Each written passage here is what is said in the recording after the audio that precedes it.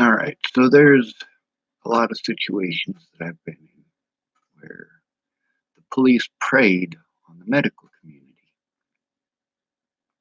Um, Let me give you an example here. Here in Chapel, the sheriff here said that I should have come to him and told him about the situation with Cody Selhorst out at the lake. That's literally what I was doing. I was trying to turn in Cody Selhorst and Officer Hahn. But when I started explaining the situation, that I had tried to kill myself a week earlier, and obviously I'm not at the sheriff's office to fucking kill myself. Obviously. But because I said that, and because me and Jen Beebe were having an issue at the time with her not understanding, her not listening, her busy trying to give me help, but at the same time, it wasn't the help I needed, and I needed her to stop giving me help and listen to what was going on first. I needed her to shut up and listen. Now, the problem is the assumptions. That's a very difficult thing to deal with. People's assumptions of autism, people's assumptions of who the cops are or who, well, anyone is really. When I said that I had attempted to kill myself a week earlier, it was literally over how the police were treating me, how the public was treating me, and the shit that was going on in these courts, these immoral things going on.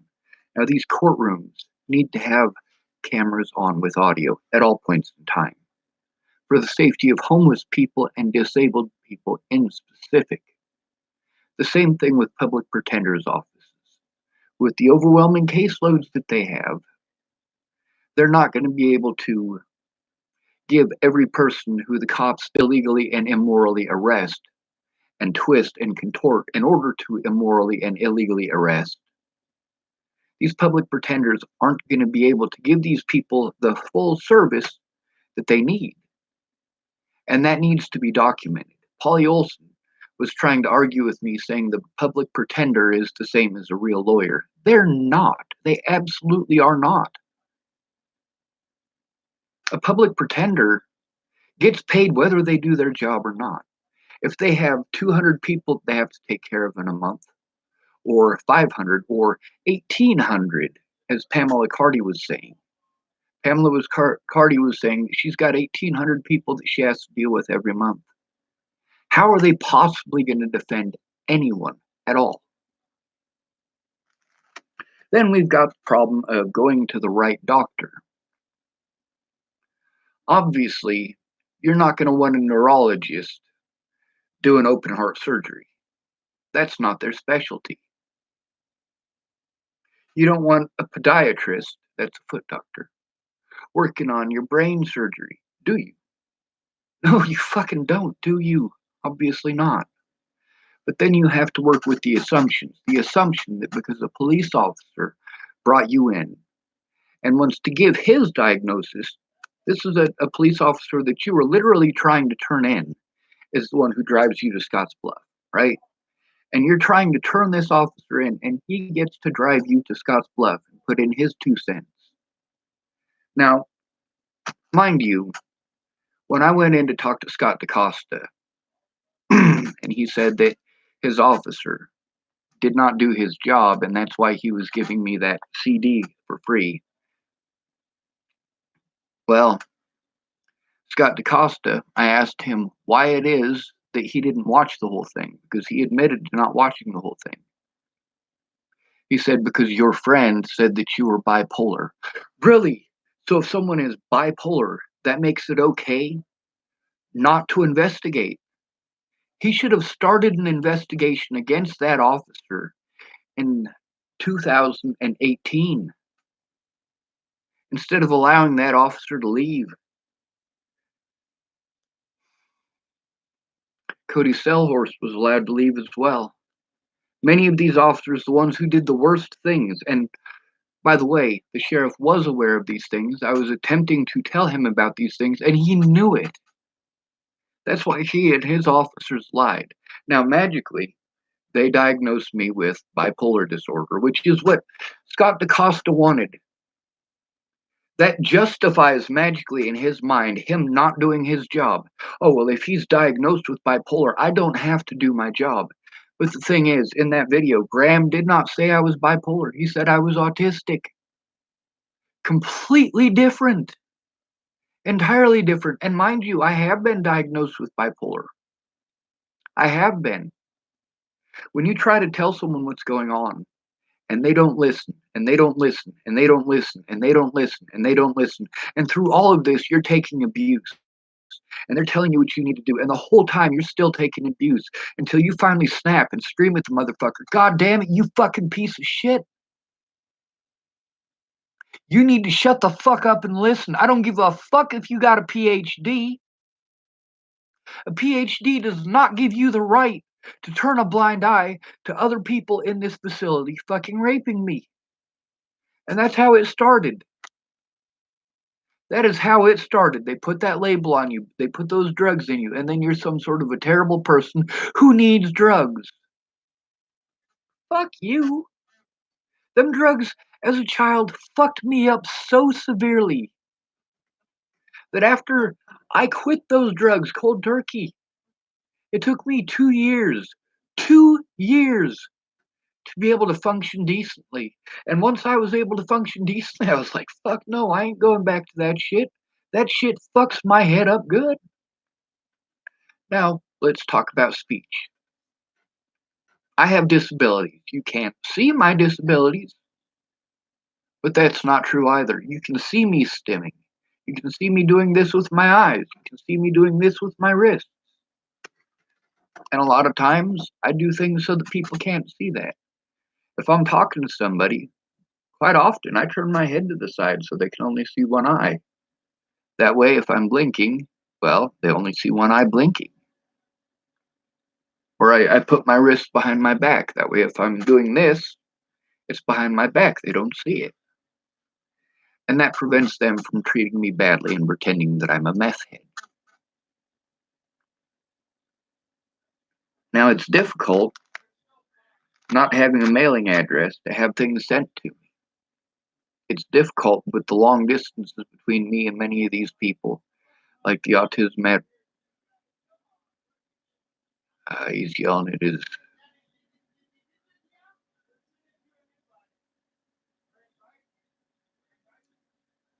Hopefully, he'll stop yelling at it in a minute. When it comes to speech, there's this little piece of flap of skin underneath your tongue. And if that is extended, then you will have problems pronouncing your R's and problems pronouncing your L's. As a result, you talk like this.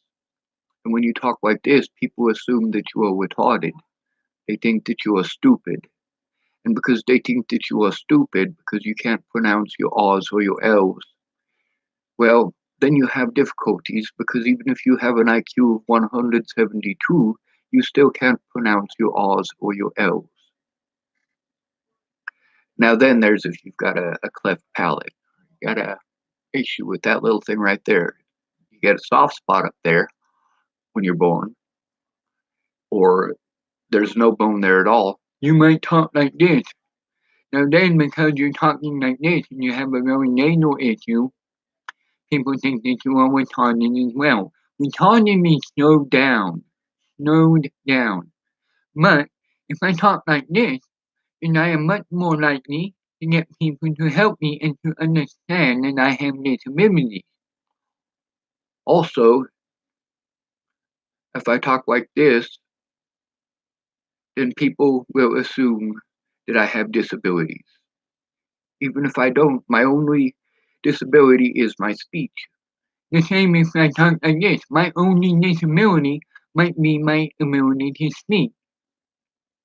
I might not have any brain problems or any physical disabilities, but when I talk to people, they feel sorry for me because they think that I'm retarded. They think that I am mentally not all there. And if somebody like me is able to speak clearly and concisely, then obviously I must not have disabilities. I must be just fine. I must be able to take care of myself because I don't talk like this, or because I don't talk like this. And that is a very complicated thing for me to deal with because I'm dealing with assumptions at that point. A lot of people that I know that don't have disabilities ended up getting free money, as you guys want to call it. Like this free stimulus package money that y'all want to get, that you think you're getting from the government. Well, that's great. That's really great, isn't it? Like there's all these thousands and thousands and thousands and thousands of dollars per person. If you own a house, that if you want to apply for these grants, you can get them. And the more money you have, believe it or not, the more money you have, the more likely you are to get these grants. Does that mean that you worked harder? No, it fucking doesn't. But then we got to talk about going to the right doctor. In my particular case, I was going to doctors because I needed legal help. And I was told that I need to go to these doctors and get re-diagnosed and all of that shit. And also get my medical records, which I need a lawyer for, apparently,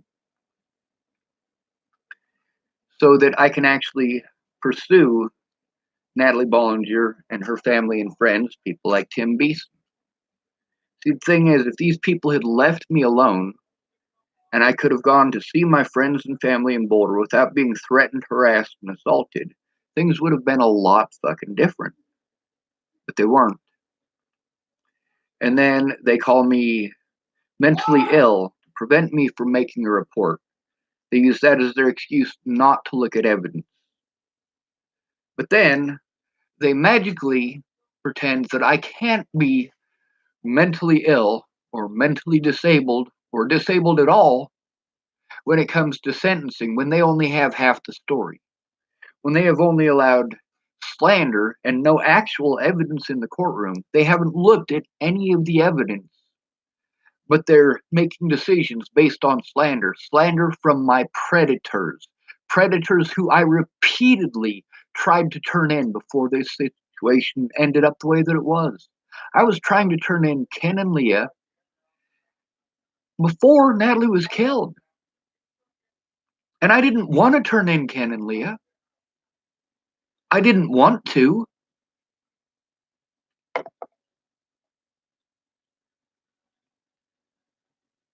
At the same time, the way they treat their son, the way they were treating me, they knew exactly what to do. They knew exactly how to send myself and Gabriel into a meltdown. And they did that intentionally, especially after stealing money.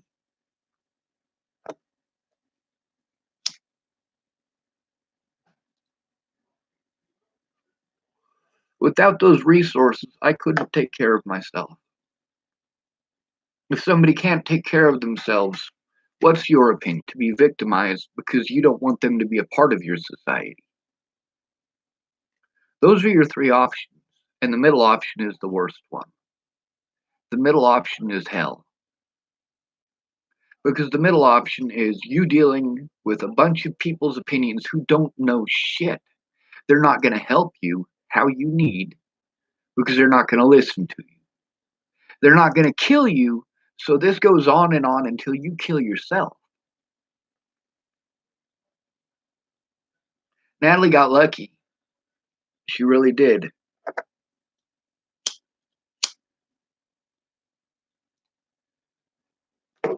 I'm glad Joseph Michael Lopez killed her because her pain is over. I wish that he could be set free to kill me. I really do. I wish that Tim Beeson would have killed me. I really do. I wish that Dalton Crawford would have killed me. I really do. But none of these bitches are going to. They're just mouths. Now I'm out to kill all of these people with prison time. Does that mean that I want to cut their heads off? No, it doesn't. Does it mean that I want them literally dead? No. It won't serve the example that needs to be set. Victimizing disabled people is not okay, regardless of their age, regardless of their looks, regardless of their gender, regardless of if they talk like this or not. The fact is that the doctor I needed was not a doctor at all. It wasn't. It was for the police to do their fucking jobs. Now, as I've been going through evidence and I've been reading up on as much law as I can in between severe fucking panic attacks, yeah, all the things that they were doing were illegal. Most of the things that they did for the Bollingers were illegal. But then we look at situations like the situation with Tibor Hatay. I was already speaking out months before he was murdered, not killed, murdered. They knew that what they put into him was dangerous. They did that at the request of who? In my case, they did it at the request of police. In my case, according to the paperwork that I have, I was calm when they chose to put those drugs in me. Fuck the goddamn police. These guys are worse than the mafia. Far worse. So's the FBI.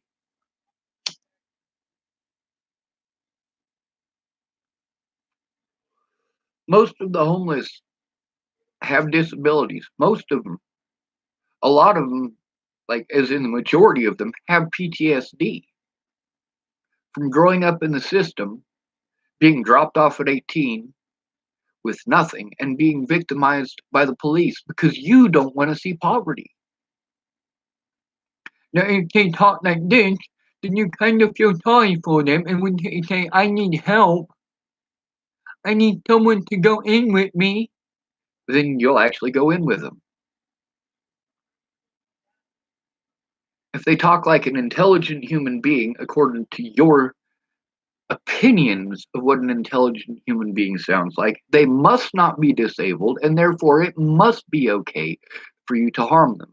Because they don't have that particular speech issue, then they must be able to do all of the things that you expect of them. You're a fucking idiot. Now, then there's the situation with the mental health community. The mental health community keeps on telling me, well, we can't do anything about that. We can't do anything about that. We can't do anything about the police. We can't do anything about the courts. But they can. At the same time, they're making bad assumptions based on not listening. None of the doctors that I spoke to listened to a word I had to fucking say. Mark Scanlon, I talked to him on just 2 occasions, only 2 of them, right before I left there. And in both cases, it was obvious by the things that he was doing and the things that he was saying that all he was doing was trying to cover up for the wrongdoing of the people that he works with. He was telling me to do the things that I had just tried doing 2 days earlier. And of course, he's recording himself and myself having this conversation because he wants to say, oh, well, we tried to help him with that. We tried to help him with that. No, you didn't. Just 2 days earlier, you blocked me from all of those options. Just 2 days earlier. And this woman here, let me see what her name is. It's on this piece of paper. Michaela. Michaela was involved in covering up the wrongdoing of the Sergeant Blanco and others in the jail there in Scotts Bluff. Now, I was telling her about how when I got released, I was going to go try to make a report against that facility, as well as go and make a report against who? The Scotts Bluff Hospital, Region 1. Region 1 is also Sydney Medical Center. There's a clinic here in town that is also Region 1. I will not go to Region 1. I will not. Carbon County Hospital, another subsidiary of Region 1. The hospital up there in Rapid City, South Dakota, another subsidiary of Region 1. And in all of these facilities, with the exception of Sydney, I was abused. All of them. Every one of them. Every one of them, I had to deal with the same situation that I had to deal with the police after the assault from Waylon Lolotai. When Waylon Lolotai assaulted me, and that put that on my arrest record, but then Waylon Lolotai, what? He assaulted me, didn't he? Of course he fucking did. They dropped the charges, but left that on my arrest record. So that slander against me that was never investigated, that assault was done intentionally to prevent me from making a report that I had been attempting for days and days and days prior to make. When I tried to leave the state of Colorado over the situation that was happening there, I needed help doing that. And instead, I'm arguing and texting with almost a dozen people. And 6 of them are rapid fire texting. I'm like, am I texting Karamia right now? Am I texting the dude with a donkey for his Facebook profile picture? Am I texting with Evan Daka? Am I texting with Lana or Amanda Ingline? Who the fuck am I texting with? It's just rapid fire texting, and they're all hitting me at once. Now, why was I trying to leave state? Because of the abuse and the assaults that I was enduring. Now, I knew that I would have to endure these things. I already knew it. As soon as it hit the fucking news the way that it did, I knew it was going to be 100 times worse than it had been before Natalie died. Before Natalie died, when I went to Boulder, I had about a 50-50 chance of running into somebody who was going to assault me. And I think there was one occasion, one out of all of those occasions, I think there was one where I went there and I wasn't threatened and wasn't shoved and, didn't have to deal with that. One. And I think I showed up there 6 or 7 times. That one time where I didn't have to deal with that is because I was going to pick up Osha. She needed a rescue because her boyfriend was beating the fuck out of her. You goddamn right I'm going to go rescue her. And I've seen Osha twice since then, and she is always pleasant to me. She is thankful for the things that I did for her. A lot of those people are. But just as the assault by Waylon Lolotai prevented me from leaving state, prevented me from coming back here and being able to utilize that money to pay my rent. And just so you know, I wasn't planning on coming back here to Chapel because I thought that, well, that was already done and over with, and that my place here in Chapel was already gone. But apparently they kept me on their books until January. January of 2018. Now, what I was going to do was go up and see Jamie Curtis. Well, she got back together with James. That's not something that I knew until much later. Now, at the time, Jamie was fine with me going up there. But then when she found out that I had repeated what she said about James being a rapist, well, then she was hateful and blocked me. And it didn't matter how terrible a thing she had done. I needed her help. Now, Amanda Ingline, when I said that Seth Payton and James Payton and them were getting onto my Facebook and trying to destroy evidence of that situation, and there were, I want to say, 3 different occasions where I spoke out about James in that situation and actually used James's name. She told me that it was Jamie Curtis who did it.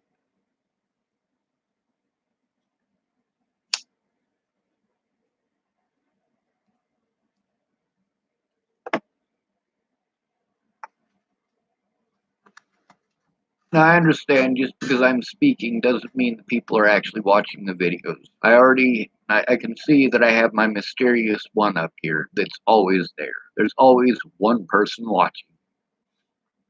But that one person, because some of these videos are unlisted and some of them are private, and that one is always there, it tells me that it's somebody with the government or somebody with YouTube. Because the private and unlisted ones, the whole world doesn't get to see. They don't. Only I get to see that unless I give someone the link address.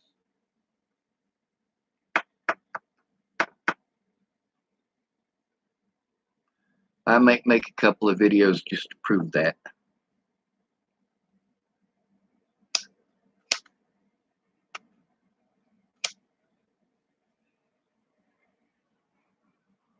Now, after that whole situation with Scott DaCosta, mind you, bipolar is not the same as being schizophrenic. It's not the same as having dementia. Not even close. However, that's the way that the police want to treat it. That's their excuse, right? If someone's bipolar, they probably have sensory processing issues, and it's probably from PTSD. I do mean that. In my case, when I was up in Bozeman, Montana, the hospital up there is the Bozeman Deaconess Hospital. And when I was talking to the doctor, I said, I've been diagnosed with autism. I don't know if that is exactly true. It might be autism and it might be PTSD. He says, well, you have both. Well, they had access to my medical records, so they would know. For me, having a permanent address where I have access to the mail, where I don't have to depend on others for that, like Brenda Dickinson, who I had to depend on, Graham, who I had to depend on, my dad, who I had to depend on, Shannon Alvarado, who I had to depend on. And people are like, well, don't depend on anybody but you. Like, shit, that's easy to say when you already have that stuff. When you need that stuff and don't have the resources to get that stuff, yes, there is a time limit here. I have to get this shit done. I have to get it done before the statute of limitations is over.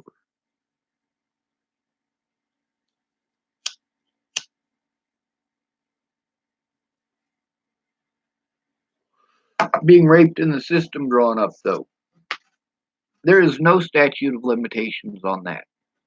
None. And I was trying to work with Darren O'Connor before Natalie was killed to try to get something done about that.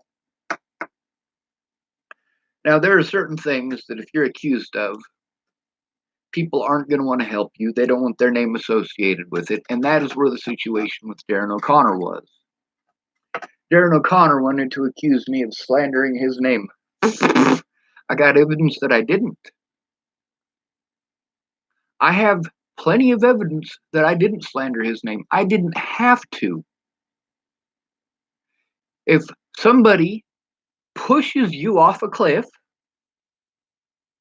and you break both of your legs and you say, hey, he pushed me off of a cliff and both of my legs are broken, and you have proof, video evidence that he pushed you off of a cliff, and you have hospital records that show that your legs are broken, you got the casts to show it, well, you could have just put those casts on yourself.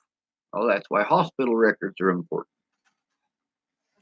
But then again, you need to go to an actual hospital. There are different types of doctors that you can go to. There are ones who are on the government payroll. When a government employee takes you to that doctor, they're probably going to give that government employee what they want. If the government employee wants you diagnosed with any number of things, as far as mental issues go, yeah, those doctors, those mental health facilities are probably going to give them exactly what they want. Whereas if you go to your own, then you might get the actual help that you need. Instead of being rolled through for free tax dollars, you might get the actual help that you need.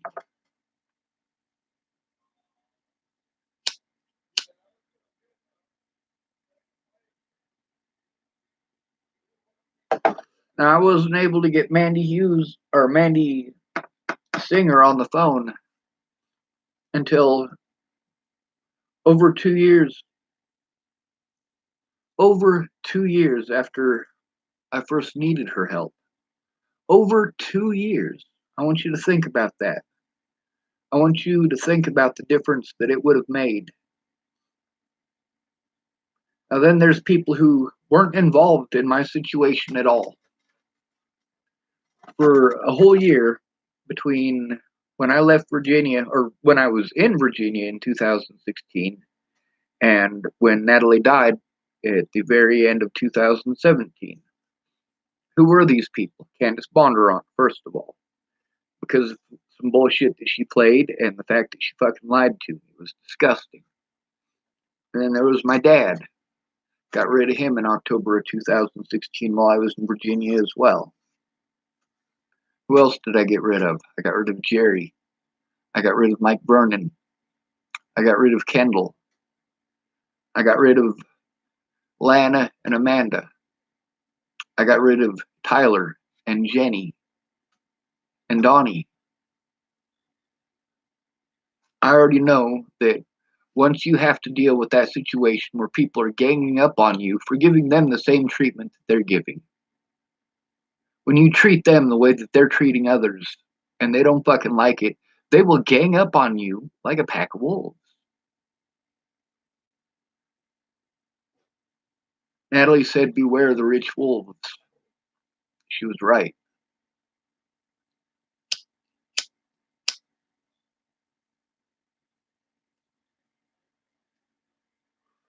Now, for me, with my sensory processing issues, I want you to imagine, and mind you, this is a lot more complicated than taxes.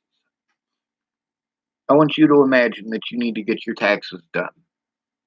But while you're trying to get your taxes done, and you need help with it because you're not so good at math, and you have to do it as a spreadsheet or whatever on the internet, and you're not so good with the internet, you're not so good with spreadsheets, you need actual help with it.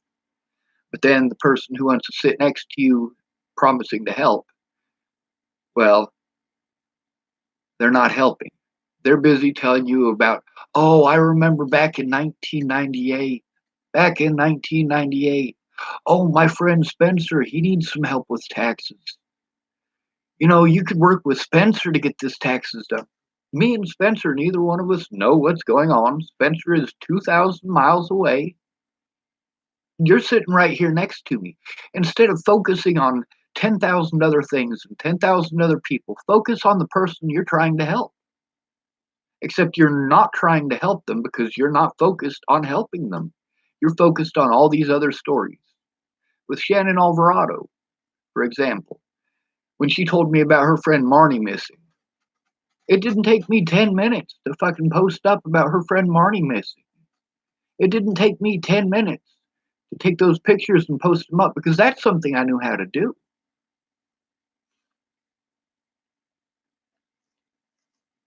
But then let's encounter the situation that happens immediately after that. Now you're trying to do it by yourself. You're trying to concentrate. You really need to get it done.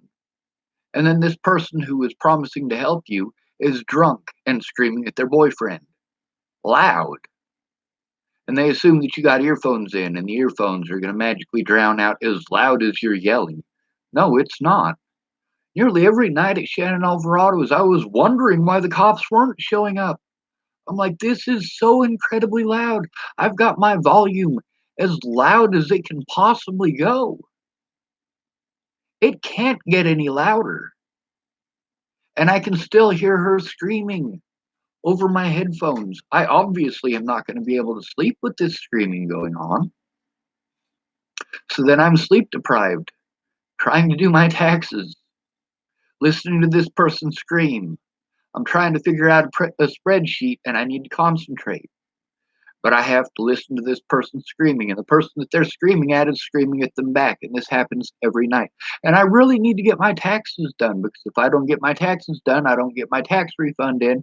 And if I don't get my tax refund in, I end up homeless. And if I end up homeless, I got to deal with the police. And I got to deal with the general public and their fucking opinions. Most of you are one paycheck away from being homeless. And you know what? Within the next 2 months, many of you are going to end up homeless. There will be a national emergency, and they will make all sorts of special reparations for you who are in houses to actually keep it, where they made no reparations for any of the people who are already homeless. Congratulations. You're a fucking idiot.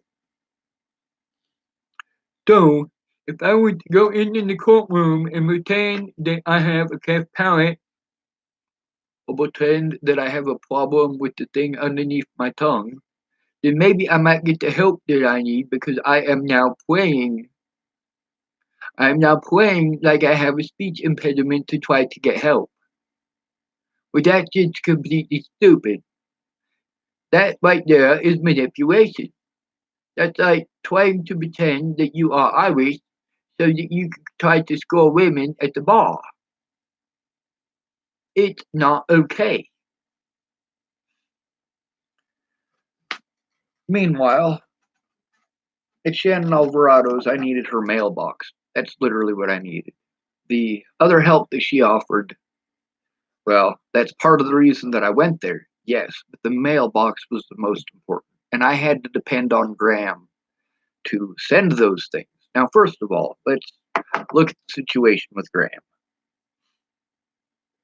Graham told me that he would give me $100, and he promised he would give me that $100 when he got paid on Friday. So, on Friday, well, he gives me $35, and mind you, I've got all of my tools over at Tabby and Graham's. At the time, Tabby and Graham weren't dating.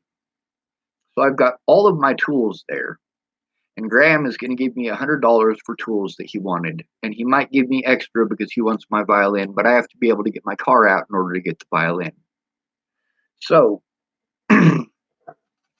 without that vehicle, I can't comply with the illegal orders that I have to follow in order to meet probation requirements, and I can't make it to any of the appointments that I need to make it to. I don't have my disability money, so I can't really do anything. Um, I did have my last disability payment that I was able to draw out, and thank goodness, because Miss Peaches, now, mind you, Miss Peaches is trying to claim that I didn't admit any of the good things that she did for me. And you know what? Even after the fucked up shit that she did, I still admit all of the good things that she did. But the fact is, without her coming forward in court on her own, without her coming forward about that, they were able to railroad me in court. I needed Miss Peaches to keep her word, and she didn't. Now, Miss Peaches paid for my bail so that I could get out of jail. And when I was able to get that money from Ace Checking so that I could try to get my vehicle out, then Fabric also sent me $80 so that I could try to get my vehicle out. I needed insurance or they weren't going to let me get it out. And I hadn't been able to pay my insurance because I had been locked up. And I didn't have enough. And the difference between me being able to comply with their orders or having to flee state for my own safety was what? That $100. Now, mind you, I've got several $1,000s worth of tools at Tabby's at this point. Now, Graham wanted to get drunk and stoned. That's the reason that he couldn't pay me the $100 that he was going to pay me. He paid me $35. So I had just enough to pay Tabby's daughter, Candace, to buy a bus ticket for me to California. My plan when I was in California was to use Shannon Alvarado's address because she had repeatedly offered to let me use her address. And obviously, that's not going to work if I'm not there. I need this stuff sent to me. Having somebody send it to Shannon Alvarado is not going to get it to me. It's going to get it to Shannon Alvarado.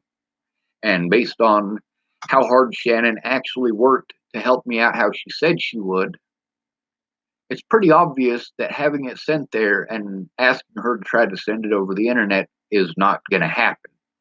If I send her evidence, it's going to fucking sit there. That's what's going to happen. Nothing is going to get done with it. So that's the situation that I would have to deal with. Now, I paid back Miss Peaches, like I said I would. I paid her the money to reimburse her for bailing me out.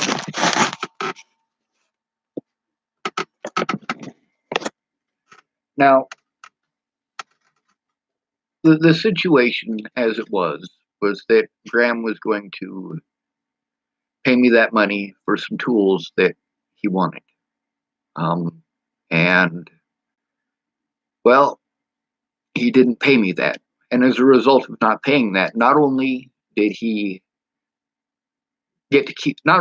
screw me, but he also got to keep all of my tools.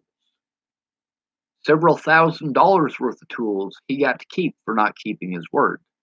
Now then he made another promise that he was going to send out my stuff to me to California, and he was going to send that out on Friday. So here again, I'm having to depend on this person who has already screwed me over on 3 separate occasions by this point, but I have nobody else. I've asked Tabby, and she said that she will. She will make sure that Graham sends it, because Graham at this point is working at, I don't know if it was UPS or if it was FedEx or whatever, but he was working at a place where they do that. So she's telling me that she will make sure that he does that. And Candace is telling me that she will remind him. Well, he didn't send it out on Friday. If he'd have sent it out on Friday, then I would have gotten it within a week of being down there at Shannon's. And instead, I had to wait 6 weeks for him to send it. By the time I got it, it was a little over 6 weeks after I got there. And by that point, I mean, I've been listening to Shannon Alvarado scream and get drunk every fucking night. And the week that she was sober was fucking hell too, because the whole time she is a nervous fucking wreck. She's like, are they going to take my kids if I can't pass a whiz quiz? I'm like, Shannon, it's alcohol. Just stop drinking. Drink a bunch of water. You'll be fine. Well, how long does it stay in your system? I'm like, Shannon, just stop drinking. Just stop drinking. That's all I can tell you. Is there something that I can drink that'll take that out of my system? Like, if it was pot, yeah. If it was marijuana, you could get something like that. Are you that bad of an alcoholic that you have to have it like that? Now, Shannon Alvarado, when faced with possibly losing her son and her daughter over her alcoholism, yes, she did stay sober for that whole week. And I was proud of her for that. But when that whole scare was over, she went right back to the drinking. Yeah, that's pretty fucked up.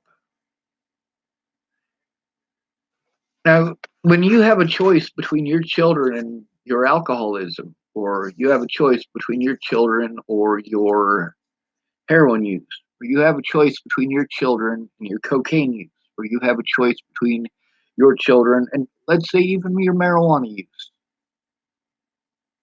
which are you going to choose?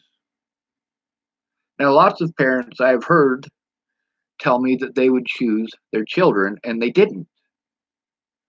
In their mind, it was, well, I can have both. Well, you really can't. You're doing a lot of psychological damage to your children, and you're going to get in trouble because of your alcohol use. When you get drunk, you beat your kids. Yeah, you're going to get in a lot of trouble. When you're fucking around with meth and you're dealing with the people that you're dealing with the methamphetamines, yeah, you're going to get popped and they're going to take your kids away. When it comes down to Amy Spencer, she just didn't want to take care of her kids. That's what it all came down to. She made a choice. She had a decision between methamphetamines or her children, and she chose methamphetamine. She'd already had her children taken away once because of those methamphetamines. And she wants to blame Rihanna because her kids got taken away. No, you gave your kids up, Amy. You gave your children up to somebody who you knew was not fit to take care of her own children by her own admission, and you dumped your children off on her. Now, Rihanna's a good person. She really is. She wanted to help. And I am a good person. I wanted to help. But at the same time, I knew that in the position that I'm in, I can't take care of myself. Rihanna can't take care of herself, and hopefully between the two of us, we can take care of each other. Instead, Rihanna is spending all of her money. Well, first of all, she's spending more on alcohol than almost everything else, but she spent more than $20 on food every day, and that is for certain. And that was about her budget for booze, between $20 and $40 per day for alcohol. And we're not talking 20 or $40 per day on beer. She doesn't drink beer at all. It was rum, straight up rum, like a pirate. That's what Rihanna drinks. And Rihanna, at the time, I mean, she looked like she was maybe if she was pushing it soaking wet, maybe 100 pounds. And she's going through an entire 175 of this every day, if not two of them.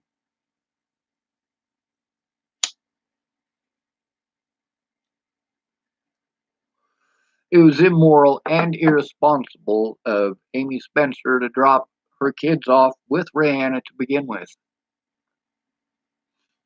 Rihanna needed to try to improve her life and get her life better, and instead she's dealing, and I do mean this, she and I are both dealing with abuse from Amy Spencer's children.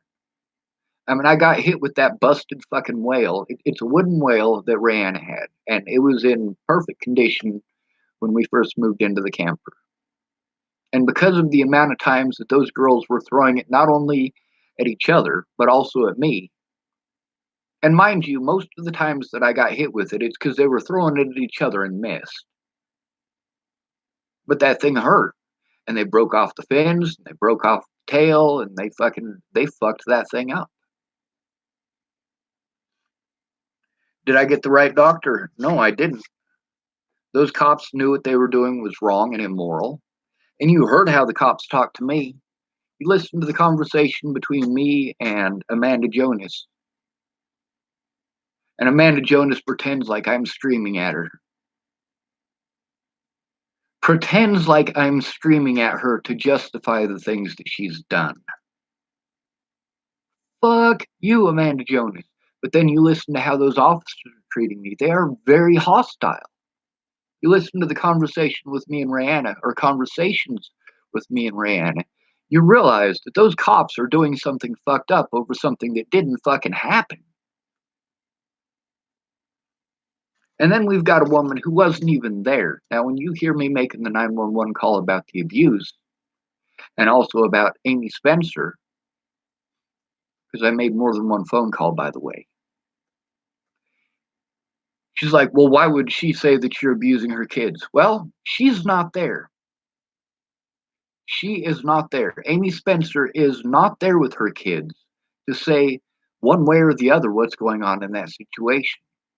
In that situation, her daughters are being extremely physically abusive with each other, extremely physically abusive with myself, and extremely physically abusive with Rihanna. And Rihanna is taking it, by the way. Both of those little girls should have been charged with assault repeatedly. But the other thing is, when Rihanna was hitting them, it wasn't over that. All the times that Rihanna was hitting Amy Spencer's kids, it was because she was drunk and she missed her boys. Rihanna missed both of her sons, and she felt terrible, and she needed someone to take it out on. And she took it out on those two girls. Lovely, right?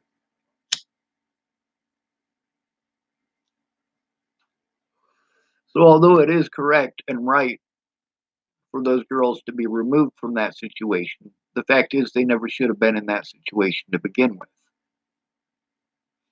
The fact is, with things that Amy Spencer was involved in, her kids were going to go in the system no matter what. No matter what, those girls were going to go into the system.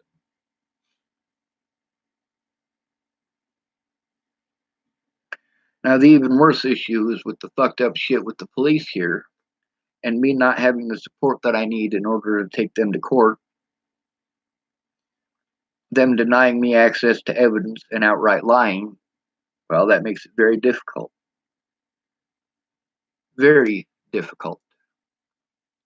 Then there's the fact that most of the people who are in the courthouse are friends of theirs, like Polly Olson, and also the uh, lady who is the court clerk, and I don't know her name at the moment. Um, I'm gonna probably have to go in there tomorrow, and it's a very risky situation for me to even walk into that courthouse.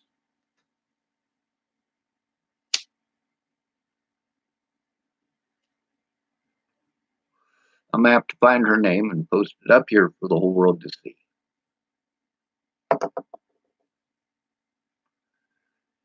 Any hospital associated with Region 1, I cannot go to. Because hospitals associated with Region 1 have already broken the law and slandered me on paper, which makes it liable to cover for the wrongdoing of police officers. As a result, anytime I go to a Region 1 facility, they're going to give me the same treatment based on what bad doctors did because they made bad decisions. And then there's the fact that they get extra money for putting down marijuana. That gives them extra money. That's something that's not registering to all of you. I hadn't smoked weed in 5 weeks when I was in Virginia, and they put that on my paperwork. They didn't even do a blood test to see if I had marijuana in my system. They didn't even have me take a piss test to see if there was marijuana in my system. They just wrote it down because it's free money. You guys want to talk about free money? How all these homeless people want free money. No, all of this free money isn't free money. Most of us homeless people worked for years and years and years and years and paid taxes even while homeless. The hospitals are getting free money for victimizing the homeless. The jails are getting free money to victimize the homeless. And you guys hate the homeless. The police get a lot of help from the media.